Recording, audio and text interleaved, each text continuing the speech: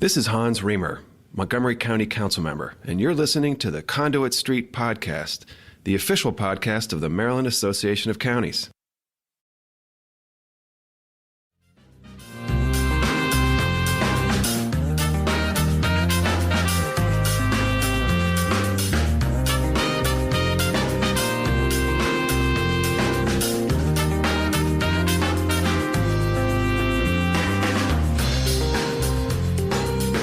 Welcome to the Conduit Street Podcast. Kevin Kinnally here with my co-host, Michael Sanderson. Michael, we are still social distancing. We are not in the quote-unquote studio at Conduit Street. How's everything going in the Sanderson household as we record here on Wednesday, June 24th? Everybody's fine here. Thanks very much, Kevin. How about you and your family? Doing fine, thank you. Today, Michael, we are thrilled to be joined by a special guest, Vice Chair of the Education, Health, and Environmental Affairs Committee in the Senate. She is a MACo Recognition Award recipient and a personal friend, Senator Cheryl Kagan. Senator, thank you so much for being with us and welcome. Thank you so much, Kevin. Great to be with you both and with our county leaders around the state. And I would like you to introduce yourself and tell folks where and whom you represent, because that should be a trademarked phrase at this point. Thank you. I always say, good afternoon. I'm Cheryl Kagan, very proud to be the senator representing Gaithersburg and Rockville, or Rockville and Gaithersburg, depending on who my audience is. Excellent. So today on the podcast, we have a lot to discuss. Senator Kagan is involved in a lot of issues, and she's a great friend to county government and municipal government. We're going to discuss elections, Next Generation 911. We'll look ahead to next session. We'll get into the state song, some unemployment insurance issues, a lot to get through, including polystyrene, which I know is a big issue for you, Senator Kagan. So Senator Kagan, first of all, I'd like to get your thoughts on the 2020 legislative session. We ended early as a result of COVID-19 precautions, but you certainly had a very prominent role stepping in for Senator Penske while he was tending to a personal matter at the end of session. He was also dealing with Kerwin, which was a gargantuan piece of legislation that did get through. But you were running the committees at a time where you were running off of the floor. You know, the buildings were closed, but you were trying to make sure that it was transparent. You had quite a role, and I have to say, and I think everybody would agree, you did a great job sort of wrangling everybody up and making sure that you were able to get those bills in and out of the committee, the bills that were really important for the General Assembly to get done. So what are your thoughts? I mean, talk a little bit about that. It must have been quite an experience for you. It was definitely being thrown in the deep end, obviously, and this is now old news, but we had not just a new speaker in the House, but a new president of the Senate after 33 years, who I was thrilled included me in his leadership team. And with Chairman Paul Pinsky caring, just a devoted spouse for his ailing wife who died right before the end of session. It was really an honor and a privilege to try to step in and support his efforts. The members of our committee, Education, Health, and Environmental Affairs, were so supportive and really kind of had my back. And so we got a lot of important legislation through. Much of it became law. Some of it was vetoed, including the decade-long important educational transformational legislation of Kerwin. And so we'll be figuring out what to do about that. But environmental legislation, alcohol, procurement, election reform, transparency, nonprofit legislation, the telehealth bill. I mean, there were so many issues that we were able to get through, even in our abbreviated session. So thank you for the kind words, and I just want to share that with my colleagues, and obviously Chairman Pinsky, who sets the whole framework for all of our work. Well, thank you so much, Senator. And for the benefit of our listeners who may not know the nooks and crannies of the General Assembly structure, the Senator does not exaggerate here in talking about the breadth of topics that come before that committee. The entire Maryland Senate has 4 standing committees that sort of subdivide policy areas. And I mean, just in the title, Environment, Health, and Education, there's an awful lot that Marylanders care about just under those 3 big, broad umbrellas before you get to all these sort of governmental administration and transparency and nuts and bolts issues. So Yep. Madam Vice Chair, with her leadership on that committee, we're going to be able to scratch the surface on some of those issues and topics that she's been engaged in, but we county governments as stakeholders in an awful lot of this stuff, we are regular visitors to that committee. That's very true. True that. We always have a couple of alcohol days where all our county leaders come in and ask for a tweak, a change, a new opportunity in local alcohol service, which is obviously a form of revenue and quality of life, economic development. And so even that comes to our committee. I know you had a lot of Tab on hand for the last session. For those who are under 40, Tab was the first diet soda, and it's a Coca-Cola product, and I still drink it. It's kind of one of my brands in a bright pink can. It certainly is. And, you mentioned Kerwin. Looking ahead to 2021, there are a lot of hot topics and big issues on the table. We talked last week on this podcast about police reform, yes, economy-driven budget pressures, Kerwin. There are a lot of big topics that are going to have to be sorted out when the General Assembly either comes back early for a special session or comes back in January for the 2021 session. I mean, what are your thoughts as we move forward? It seems like a lot of big topics. We're not going to have a lot of money to spend as a state, but right. I certainly think there's going to be plenty to talk about in 2021. No question. And not to totally pound this to death, but we are really lucky to have Bill Ferguson as our president. He's been very collaborative. He's open to new ideas and has already started working with Chairman Senator Will Smith on a package of 8 bills currently that will address some of the issues broached by the Black Lives Matter movement. And in the meantime, during the interim, there are conversations about plaques and statues and the state song. So I think there is no end to the number of issues that we want to have an enhanced sensitivity and motivation to act legislatively and also just through regulatory or personal leadership. And we know that the House also has a work group on police reform that just kicked off yesterday. So certainly a hot topic as we move ahead. And I know both chambers are working hard to sort these issues out. No question. And it's vitally important. Some of these are issues that have come before the General Assembly over and over and over and have just never gotten through the process. And some are new issues that we have an awareness of.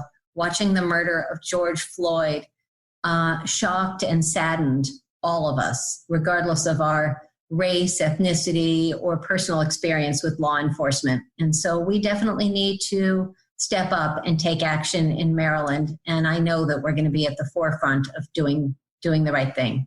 We have talked a lot about elections on previous episodes of this podcast. And Senator Kagan, you, as the vice chair of the Senate committee that has jurisdiction over election issues, you obviously have a lot to say. You had a briefing last week by the state board. We know that we had a primary election earlier this month, and there were some issues there. Looking ahead and looking back, I'd just like to get your thoughts generally on how things went on primary day, and then we can get into some specific issues as well. Absolutely. Thank you for your focus on this. So as we are paying attention to the coronavirus, to illness and unfortunately death, we can't overlook democracy. That is both a state and county responsibility. And yet there were some real foul ups in both the special election to succeed Congressman Elijah Cummings and in the primary elections. We must get it right for November. It's going to be a historic election. We've had 2 hearings in our committee, actually, one in advance of the primary and one afterwards, trying to figure out where the flaws were, who's at fault, and how they can be fixed. And I guess I should set this up. I mean, the reason that we talk about this a lot is because counties administer and fund elections at the local level. They oversee close to 110,000 polling places across the state, 700,000 poll workers every 2 years. But Senator Kagan, we know that the state board of elections develops and implements policies, and often they do that without local input. And, those policies essentially govern Maryland's elections. We talked about the primary last month. As a reminder, due, as you said, to the health concerns surrounding COVID-19, the governor approved a plan to conduct our presidential primary election primarily via mail-in ballots. We had limited locations for voters to show up and vote in person, as well as some drop-off locations. As you mentioned, there were some issues, and I'd like to get in a little bit to the briefing that you had last week and what you're hearing from the state board as to how we can make sure those issues don't pop up again when we get into November. Absolutely. So first off, I do want to acknowledge that this was a big new endeavor. It was the first time, and we had a very short turnaround time in order to get everything ready. Everything from finding a vendor that could print that many ballots and mail them to figuring out the drop-off boxes, getting those designed and ordered, finding the election judges who were willing to work during the pandemic. There were a number of issues. Having said that, our voter rolls were shockingly out of date. We pay a national service to make sure that they are accurate, and yet countless voters either didn't get a ballot or people like me who got extra ballots that should not have ever been delivered. There were huge delays from when they were supposed to arrive in people's homes. And then there was a marketing campaign to try to educate people to make sure they voted correctly and in a timely manner. It's uncharted waters. Maryland, not the only state to have challenges in administering this year's election.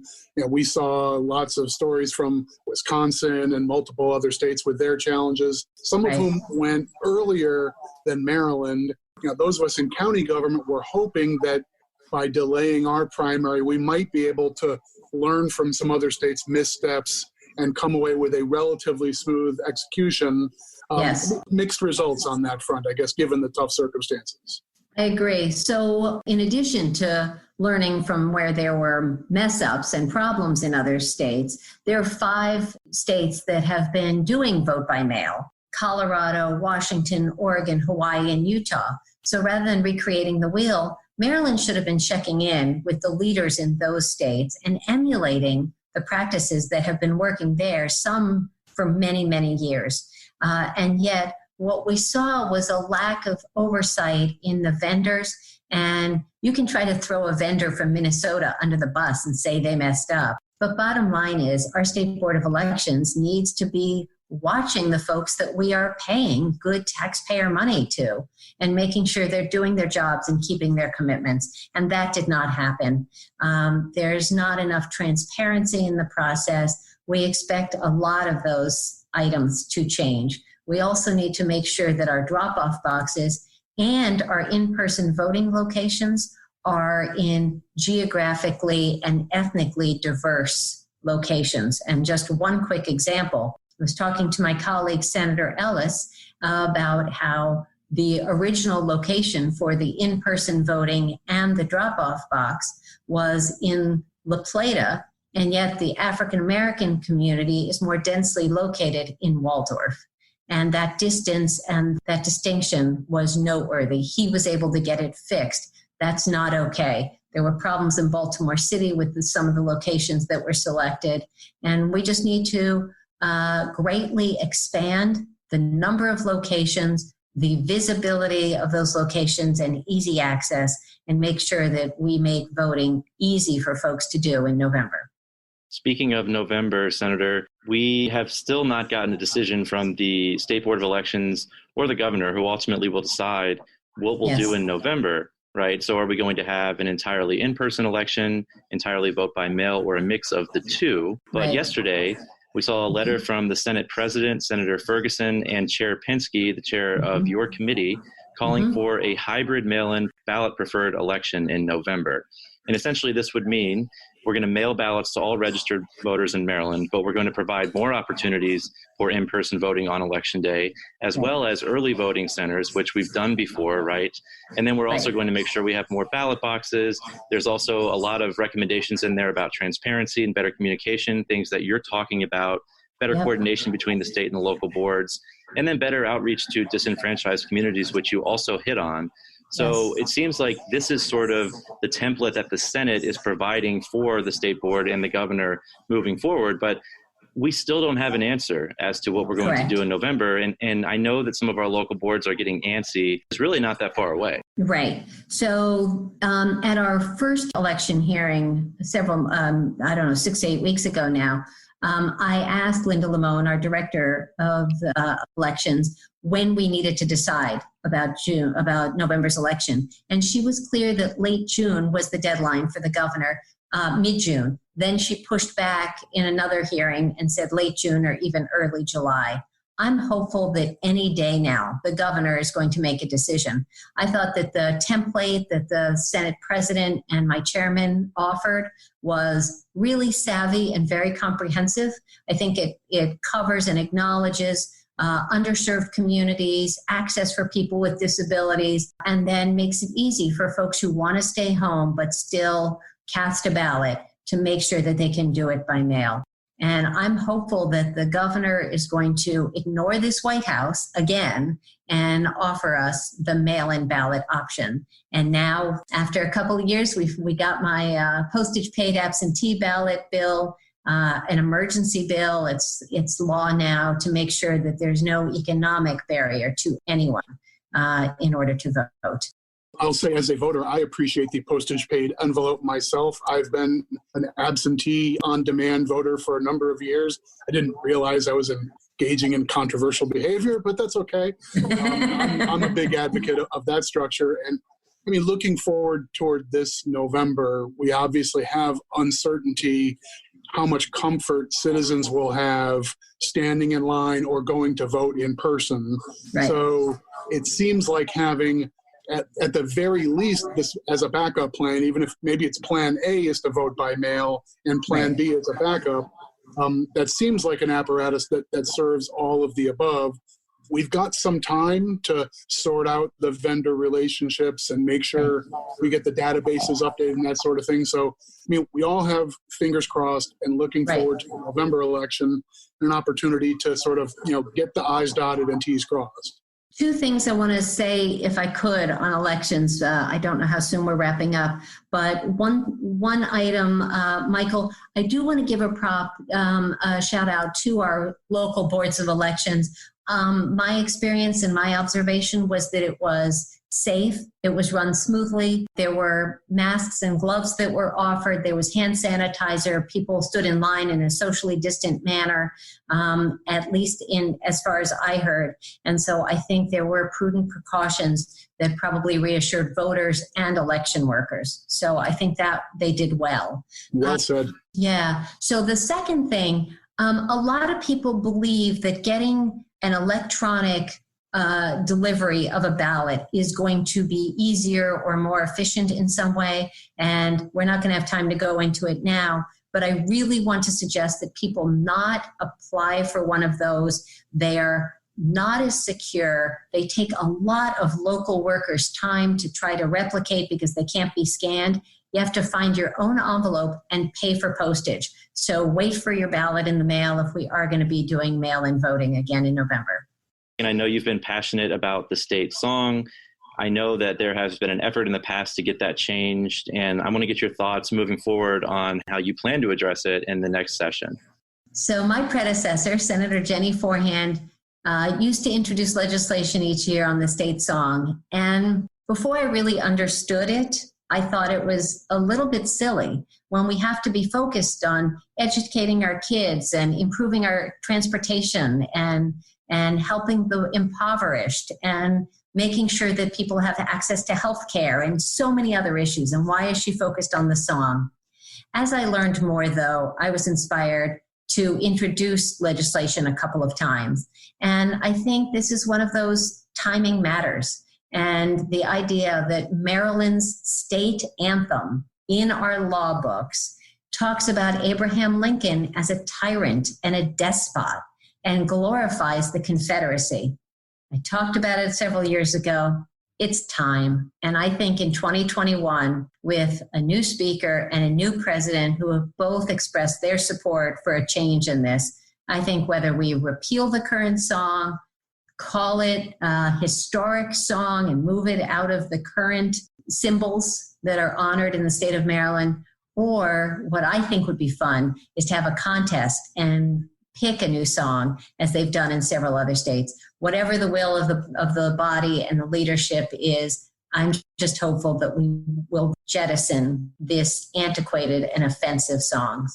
For anybody who is intrigued by the policy issue of Maryland's adopted state song and all the various things that states, acknowledge as we have a state fossil and a state exercise and all these various things and so forth.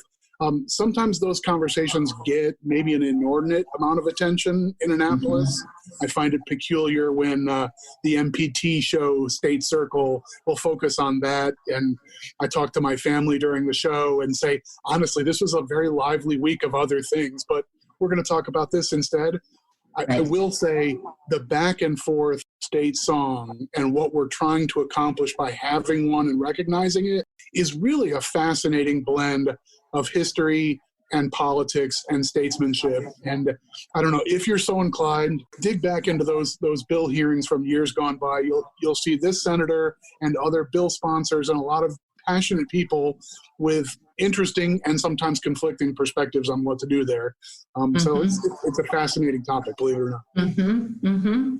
All right, that is very true. And I remember a couple of years ago, there was a big debate about chromite and whether or not we were going to recognize that as, I think, the state mineral. I mean, like you said, Michael, anytime you want to change the official anything of Maryland, it's a fascinating debate. People show up and they have a lot to say about this, but certainly the state song, and not only here in Maryland, this is a discussion happening in every state right now. So I'm intrigued to see what happens there. And Senator, I know you're going to introduce a bill and we'll see what happens. Exactly. Thank you. All right. We'll leave it there. We'll go ahead and take a break. When we come back, we'll talk about next generation 911.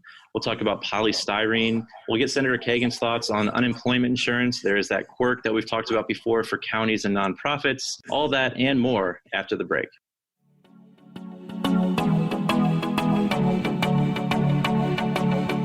This is John Frenay with Ion Annapolis to let you know about our daily news brief podcast. If you want to keep up on Annapolis area local news, local weather, and local events, check us out. We produce episodes every Monday through Friday at 7 a.m. and deliver them right to your phone or computer for free. You can also catch them on our Facebook page, All Annapolis, or under the podcast category at eyeonannapolis.net. You can even ask Alexa to play it for you. So, if you want to keep up to speed on Mayor Buckley, County Executive Pittman, Navy football, maybe you're looking for a weekend thing to do, or if you just want to catch the hyper-local weather, give a listen to the Ion Annapolis Daily News Brief. We'll see you tomorrow morning. Welcome back to the Conduit Street Podcast. Kevin Kinnally back here with Michael Sanderson and our special guest, Senator Cheryl Kagan, Vice Chair of the Senate Education, Health, and Environmental Affairs Committee.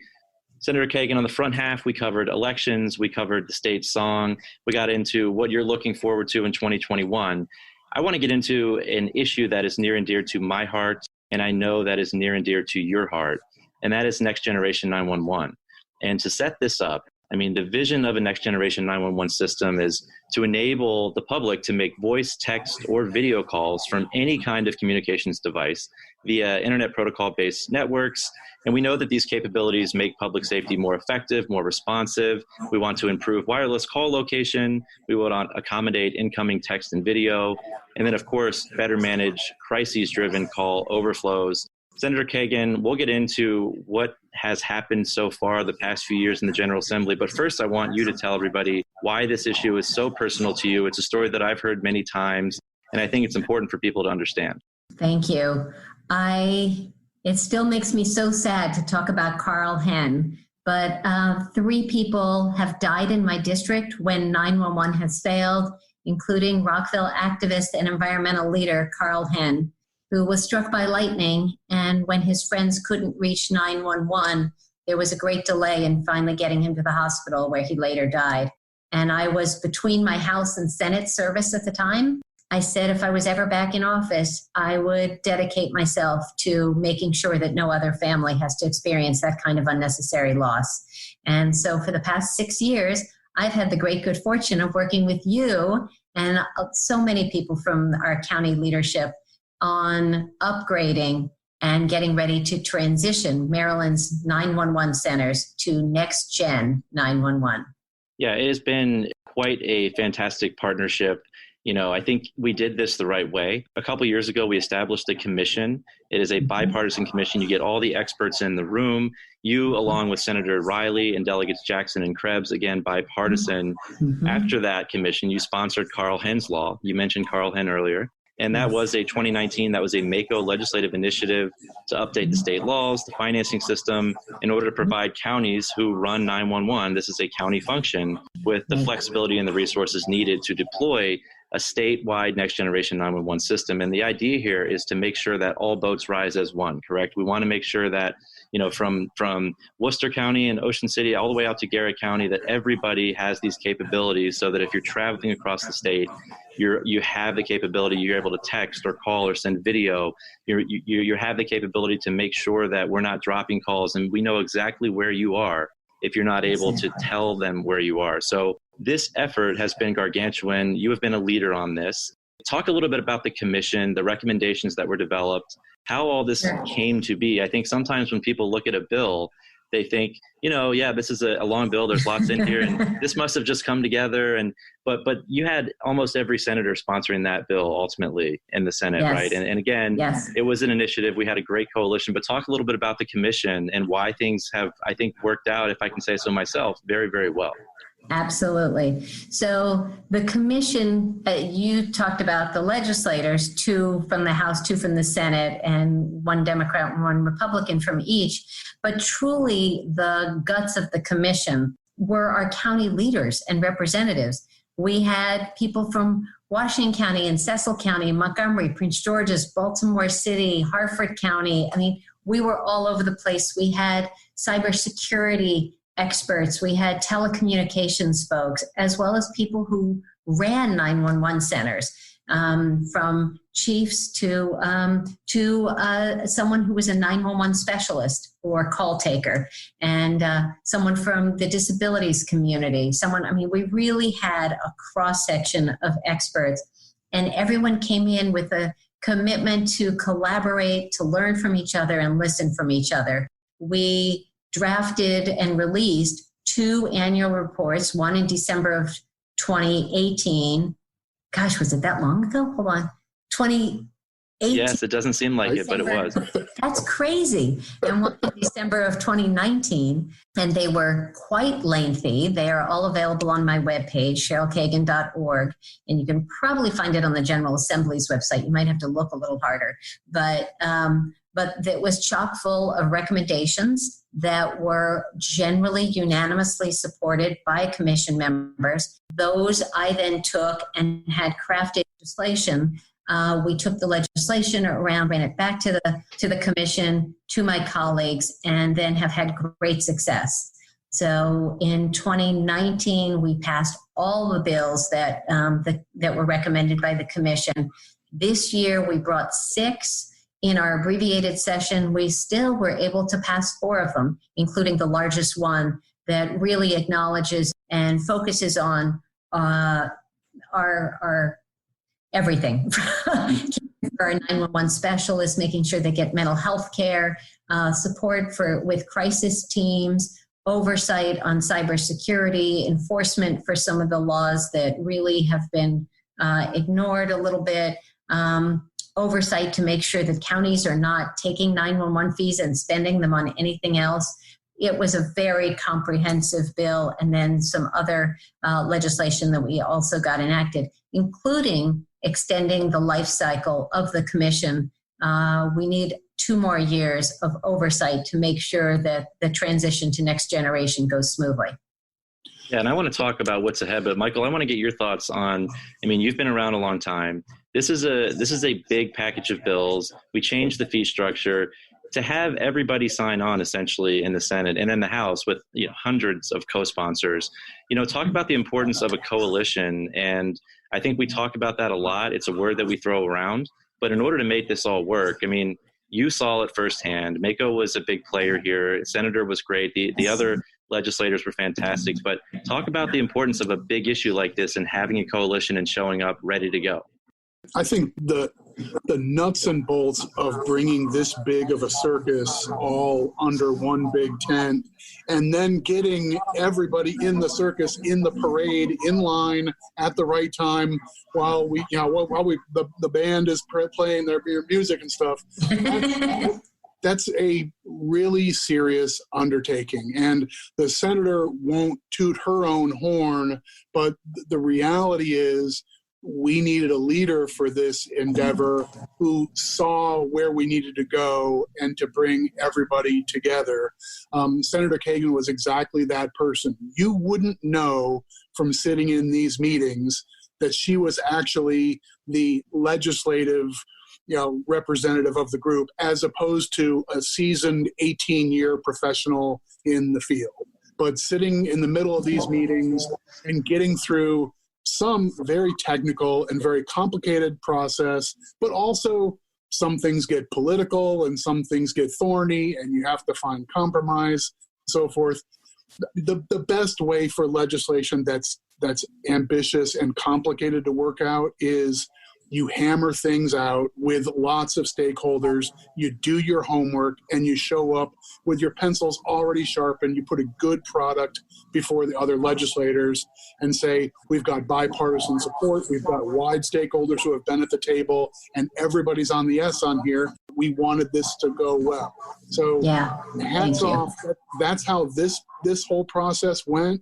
And I don't think we would be looking back on 2 years of legislative success the way we are without your leadership, Senator, and your legislative colleagues, the two delegates and other senator who sat on the commission, co-sponsored the bills, and all did their part as well. We just got wave after wave of success on this issue. And when I say we, the counties are beneficiaries, the citizens are beneficiaries. But I mean, that's what's most important. People are going to get better service for a fundamentally important thing across Maryland. And that's a real win.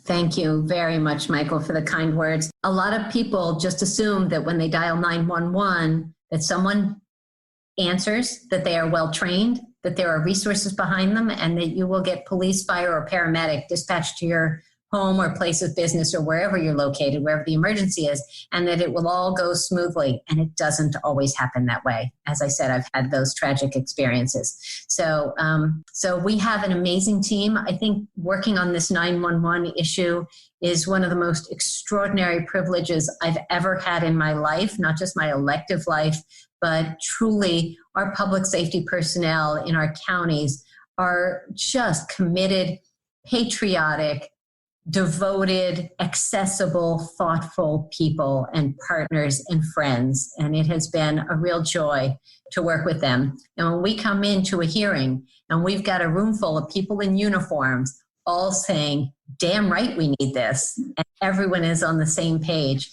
Chair Dolores Kelly of the Finance Committee, after our first big bill hearing in 2019, just said that it was one of the most extraordinary bill hearings she'd ever experienced, and that it was organized and people were within their time and there wasn't repetition and they were thoughtful and informative, and it was great. And that was just planning and talented people. So thank you. We have more to do.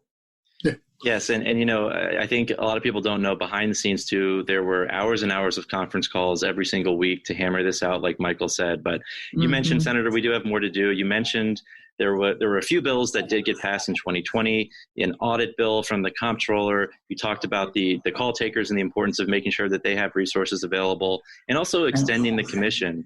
So looking ahead, and I saw an email today from you talking about a July meeting for the commission. Yes. Looking ahead, I mean, what's on the table as we move forward? You mentioned we got the big Carl Henn legislation passed, but moving forward, we do have to make sure that we continue that oversight and we continue to make sure that things are moving along as they should be, right? Correct. So I'll tell you one of the bills that did not have time to get passed. I'm unless the commission says no, I am planning to bring it back, and that is about swatting. And we all know about what a SWAT team is, but some person, whether they think it's a joke or someone with ill intent, calls 911 and says, I think my next door neighbor just murdered his wife. And so SWAT teams come out, guns drawn, and it turns out husband and wife are sitting in front of their television set and just watching a movie. But there could have been death or injury as a result. So the penalties are really modest. We've got to make sure that it's very clear. You don't mess with 911. You don't contact 911 unless it's an emergency. It's not a joke. It's not funny. So that was one that we really need to come back with. And again, I think that can be part of the Black Lives Matter conversation, because sometimes those calls are made with racial bias. So I will say women, and obviously some men also, who are being battered or threatened at home, and especially as we're home with the pandemic, sometimes they don't have the option of calling 911 because the boyfriend or husband or partner is right there in their face. They need a private and confidential and safe way of contacting 911. It used to be that these victims or survivors were given burner phones that could call 911. And now, as almost every jurisdiction has the capacity to receive text phone calls, and as you said at the beginning, photos and videos, we need to make sure that those who are being threatened or battered have access to that kind of technology. I want the commission to explore what we could be doing, what's happening in other states, whether private industry, the cell phone providers might donate these phones, whether individual Marylanders want to donate old phones. We have to figure out what that can look like, but how we can keep people safe. We also, there's a technical thing, but it's important. The Emergency Number Systems Board, now renamed the 911 Board, is probably not in the right place in the state government. So I don't think it gets the appropriate support that it should. We want it to be independent, but also kind of in a well-loved home. Think of it as a child. It needs to be in the right family. I think it's not now, and we need to see if there's consensus as to where it should move so that it can flourish with this increased responsibility, significantly increased budget, and possibly slight increase in staff, but a lot more responsibility. And right now, they're in with the jails and prisons and stuff, and that just doesn't make any sense. The senator's comments right over the last couple of minutes illustrate how on a clinical level we can think of this as a public service and a line item in the budget and just a function of government. But the reality is, when you spend time with the call takers and with the managers on the front lines, these are first responders. In many cases, the first responder. We're dealing with citizens who are in the most grave need sometimes, who are in the most sensitive circumstances. And there's a really important human element to these policy issues as well. And if along the way we tidy up the administration and service and technology, that's great. But if we also realize we need to accommodate people in need or in vulnerable circumstances, we absolutely need to do that too. And that should be every bit the priority to MACo and our member counties than as the nuts and bolts. So it's good for us to tend to all of this stuff. I agree. And Michael, before we wrap up this one segment, I would be remiss if I didn't give a shout out to the heroes and sheroes who are on those phones, hearing people as on their worst days of their lives and listening to people get shot or commit suicide or just brutal, tragic calls. And you just don't know what you're going to get when you pick up the phone. And these women and men are extraordinary, and yet they are everyday people who are devoted to public safety. And they're hard to find the right people and train them and retain them. They don't get paid enough. They don't get the mental health support or the benefits that they deserve, in my opinion. And I just really want to thank anyone who's listening who is in this line of work. Thank you for your service, truly. A lot of work to do. I'm looking forward to working with you and the fellow commission members as we move forward. I want to get into another issue that you've spent a lot of time on, Senator. It's not necessarily a county issue per se, but let's get into polystyrene. This is another issue that has been in the news recently. Talk about what's going on there. And most people think of this as styrofoam, correct? And I know there's a technical definition, but talk a little bit about your work with polystyrene. I know that Maryland was the first state to ban polystyrene, but what's going on now and as we look ahead to next year? So the county perspective, Kevin, just to focus on the local angle, is 52% of Marylanders, before we passed the state law, 52% of Marylanders lived in a jurisdiction that had a styrofoam ban. So Montgomery County, Prince George's County, Baltimore City, Gaithersburg, Rockville, Annapolis, and then Anne Arundel County. And so there was a real consensus that it was time to get rid of this toxic material that can't be recycled, that doesn't break down, that doesn't biodegrade. It's lightweight, it blows around, it gets in our waterways, the fish eat it, and then we eat the fish.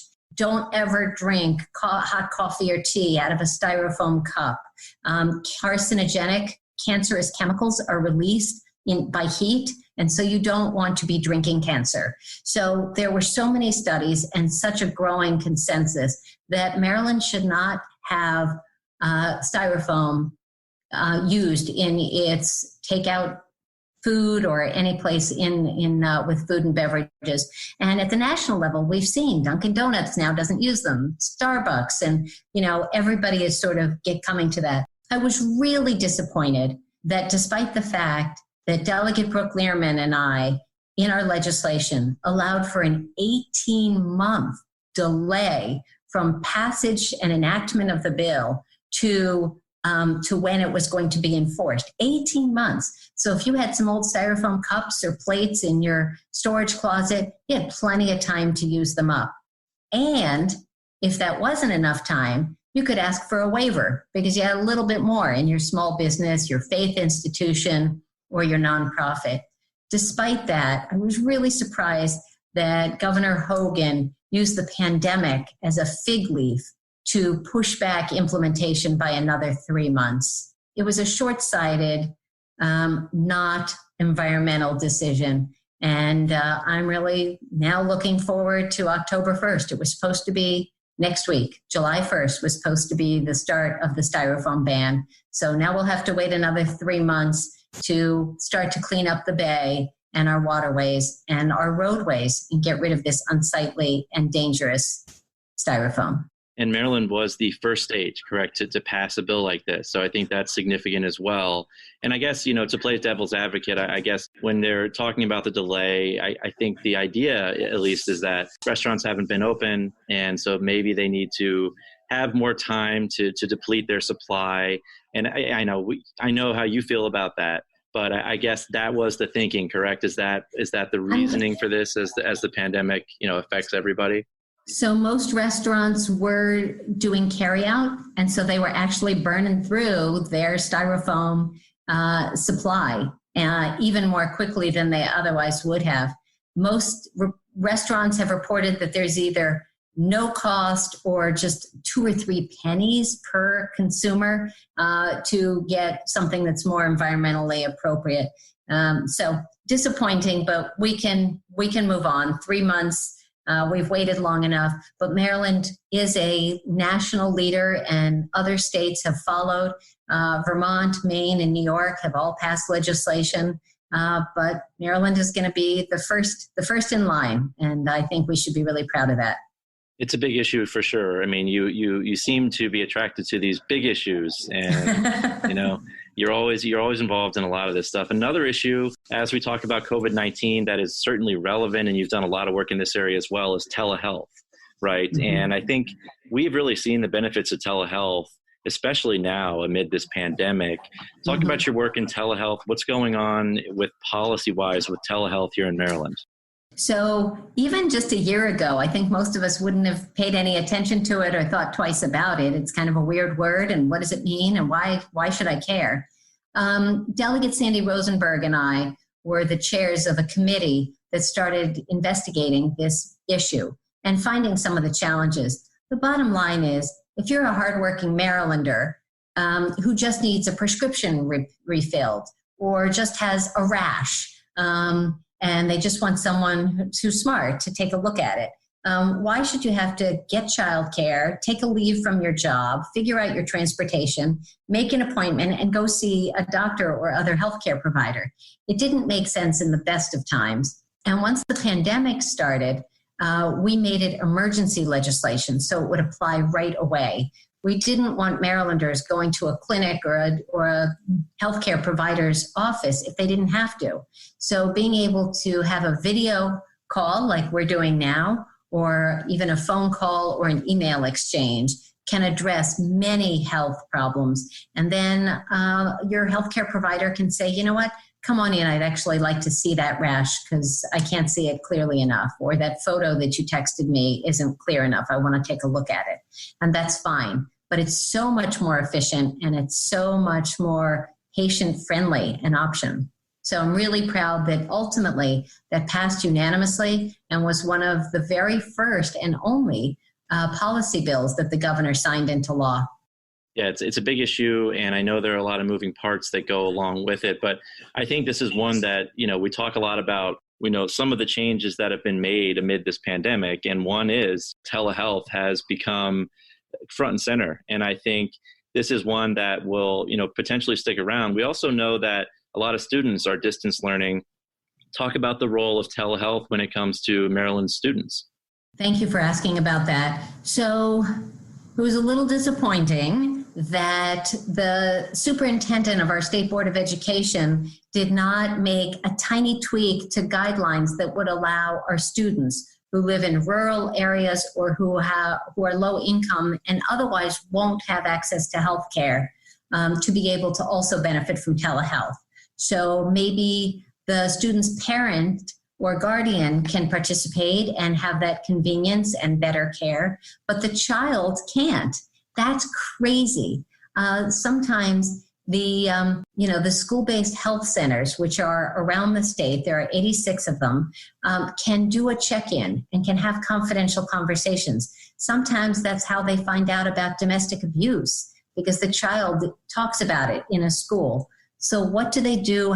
What sort of outlets for these students could we provide? And it's so easy to do, yet she did not do that and said, well, let's just let the local superintendents take care of it. Talk to superintendents. They're clear that they don't have the capacity. And so the state superintendents are following up and imploring her, as I did, to change the guidelines so that our students will have access to health care even when schools aren't open. And that's a needle we've got to thread, right? I mean, similar to the ongoing discussions about childcare, which are an underpinning element of our economic recovery.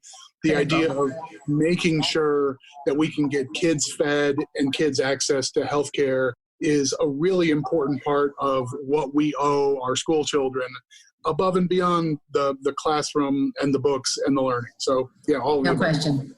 It's just another wrinkle in the implications of this pandemic.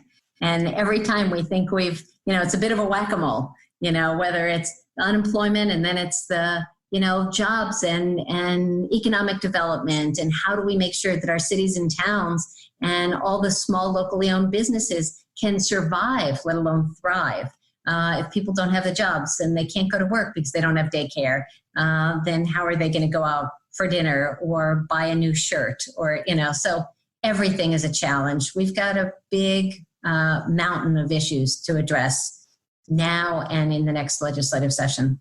Yeah, and another issue that relates directly to telehealth and is a big conversation is broadband. And we know that is something counties are very interested in. It's not just rural areas. We have every county where we don't have access to high-speed internet in some spots. So telehealth is no good if you don't have a high-speed internet connection. So that's also something that, we need to really tackle. And I think the pandemic has also highlighted the need to make sure that all of our residents have access to affordable, high-speed internet, especially students, right, who cannot distance learn unless they have that internet access. So that's another one that I think the pandemic has really highlighted. It's another way that we're going to be talking about the achievement gap is access to education. So not every parent or guardian is going to be the best teacher because they may not have the education themselves. But if they don't have the access to their teachers or administrators to get the learning through their schools, those students are going to be just reinforcing how disadvantaged they are when they try to enhance and continue their education. It's really a little terrifying because those that have will continue to thrive and those that don't will fall between the cracks. And Senator Kagan, another issue we talked about a few weeks ago with our colleague Drew Jabin is unemployment insurance. You mentioned that earlier, that this has been highlighted by the pandemic. We talked about a specific issue that is directly related to counties and nonprofits. And I think we did a pretty decent job laying out the issue, but you've also been a leader on this. You've sent a letter to the governor. I know that you've been working with nonprofits, with local governments to try and get a tweak here to make sure that everybody's treated equitably. Talk about this issue with unemployment insurance and how we can move forward and make sure that we're not leaving local governments and counties behind when we're talking about how they access and provide unemployment insurance to their employees. So it's disappointing that the governor's office has not acknowledged this yet. This is not a small issue. This is about equity. I always say that I fancy myself to be the senator for the nonprofit sector, and I work very closely with them. And because I'm the senator for Gaithersburg and Rockville, I work very closely with municipal and county governments and am honored to partner with you all. The idea that Governor Hogan's administration did something to help our small businesses, as he should, and I support that, and yet overlooked our local governments and our nonprofit agencies was just shocking.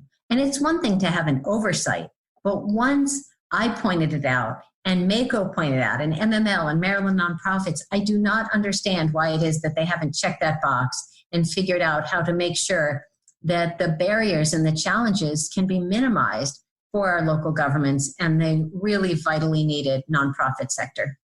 Yeah, and it is a technical issue, and I know that it has to do with pool of unemployment insurance and how nonprofits and local governments pay into that pool and how unemployment insurance is paid out. But certainly, I know it's a concern not only here in Maryland, across the country. We had federal legislation that did not address it. I know that maybe there could be a fix with the CARES Act, but we hope that this can get addressed. Thank you for working on it, and we're honored to partner with you as well. This is an issue that doesn't get a lot of attention, but it's certainly one that affects counties, municipalities, and nonprofits. And nonprofits are so frequently partners to local governments in service delivery. There's an awful lot of things that we count on partners in the nonprofit and non-governmental community for. You've been a really consistent advocate in that community, and frequently we're right there with you saying it's not within county government, but they're doing the function on our behalf. So we recognize they're a big part of that. So I always say that if the homeless shelter, the battered women's shelter, the food pantry, the literacy council shut down, who's going to pick up the slack? Because those services are still needed, and it's likely to be county governments. So our nonprofit sector needs to be supportive. We're talking about roughly 13% of our local economies, about 11% of our workforce, and yet they are just assumed. And when people think about a nonprofit, they often only think about social services, as I just represented, but our arts organizations, our environmental, our historic preservation and heritage family, areas, those are really important for our quality of life, which affects economic development, luring employers to our counties and our municipalities. We've got to make sure that those groups are supported, and any tiny little bit of support makes a difference. And I just want to, since we were talking about cash flow challenges with unemployment insurance, I just want to make sure that anyone listening knows about Nimble, the nonprofit interest-free micro bridge loan. And that was a law that I enacted a few years ago with Maryland nonprofits. And it's basically, if there's a grant or contract that has been committed by any level of government, federal, state, county, or municipal government, but sometimes there's a delay in cutting the check and transferring the funds, but the nonprofit still has to pay their staff, pay their rent, their phone bills, and all that.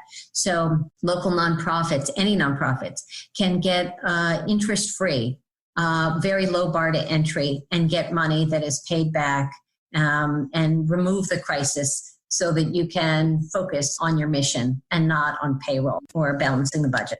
There's a program I didn't know about, but we should definitely get links and connections to it so folks who have listened today can learn more, because that sounds like a good lifeline. Thank you. Yeah, it's a good bill, and it's well subscribed. We're trying to get even more money in because there are people who are in line for that cash. Yes, I will definitely make sure to include a link in our show notes for Nimble for that excellent program. Cash flow issues are going to be a problem moving forward for lots of folks, including governments and nonprofits. So I'll make sure to include that for anybody who wants more information. But Senator Kagan, I mean, we could talk to you for hours and hours and hours, right? There are so many big issues, as Michael mentioned earlier, that come through your committee. You're involved with so many big issues. Is there anything else that you'd like to hit on before we wrap up today? Again, I know we could go for hours, but is there anything else that we haven't gotten to that you'd like to make mention of before we wrap? I think the only thing that I would add is that anyone who thinks that your legislators aren't working because we adjourned early and we're all back at home and we are cocooning as you all are, we are working our tails off. My staff and I are working all the time. And I just want to mention that I'm very accessible and engaged through social media.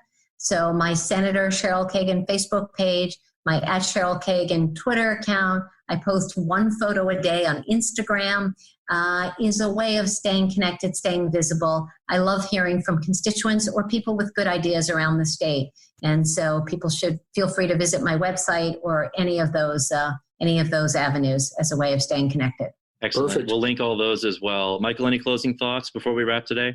Well, I'll say thanks very much to Senator Kagan. You're our first guest on the podcast from within the General Assembly, and I don't think there's any way this could have gone any better for us.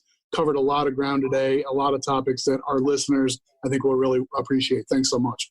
It's been an honor to be your guest today. Thank you. I look forward to continuing to work together. Thanks for all the amazing work and the ways that you all support us as we try to navigate our legislative agendas. I'll echo Michael's comments, and this is one that we have been looking forward to a long time, and we really appreciate you being with us, but we'll go ahead and leave it there for now. As always, if you enjoy the podcast, please go ahead and subscribe. That way, these episodes will be sent directly to the device of your choice. You can also follow along on social media, Facebook, Twitter, and of course, the Conduit Street blog. But for Senator Kagan and for Michael, this is Kevin signing off, and we will talk to you soon.